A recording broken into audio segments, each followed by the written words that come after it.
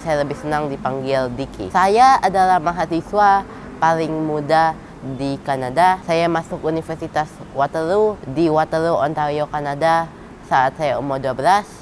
Sekarang saya umur 13 dan saya sudah menyelesaikan semester keempat. Saya akan graduasi tahun 2020 saat saya umur 15. Jalan yang saya pilih tidak mudah, tetapi dengan dukungan orang tua, guru, dan teman-teman saya bisa masuk universitas saat umur yang muda. Saya hanya ingin memberikan apresiasikan untuk semua orang yang sudah mendukung saya. Orang sering bilang bahwa sains dan matematika itu penting. Memang benar itu penting.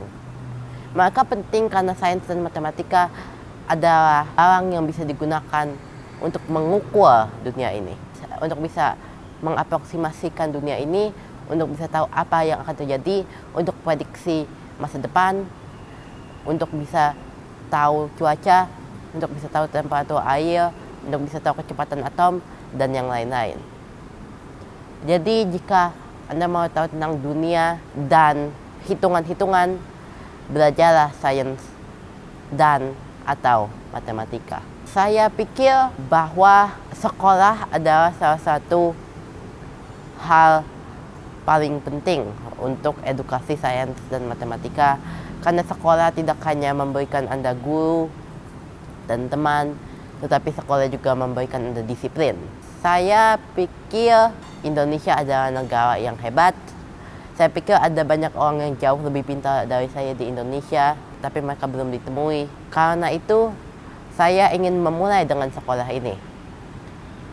Saya mau melihat bakat-bakat orang di sekolah ini. Karena saya yakin ada banyak orang yang lebih pintar dari saya di Indonesia. Karena Indonesia adalah negara yang berprestasi. Seperti contohnya, Dr. Habibie dan yang lain-lain. Saya mulai sekolah TK. TK saya normal. Tetapi saat saya kelas 1, saya lompat ke kelas 3 SD. Setelah ke kelas 3 SD, saya lompat ke kelas 4 SD. Setelah ke kelas 4 SD, saya lompat ke kelas 1 SMP. Setelah itu, saya lompat ke kelas 1 SMA dan 3 SMA. Dan setelah itu, saya mendapatkan ijazah saya. Untuk bisa masuk Universitas Waterloo, hanya butuh ijazah, TOEFL, dan nilai yang cukup. Saya belajar Inggris karena pengalaman-pengalaman sebelumnya dan saya tinggal di Singapura untuk 6 bulan.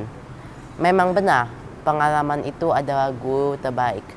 Tapi tidak hanya pengalaman yang guru paling baik, kegagalan juga guru yang baik, motif juga guru yang baik.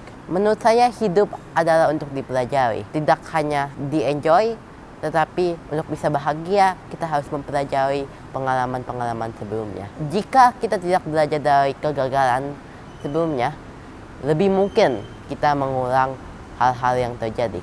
Indonesia adalah negara yang benar-benar indah. Dan saya bangga melihat banyak anak-anak yang pintar di sini.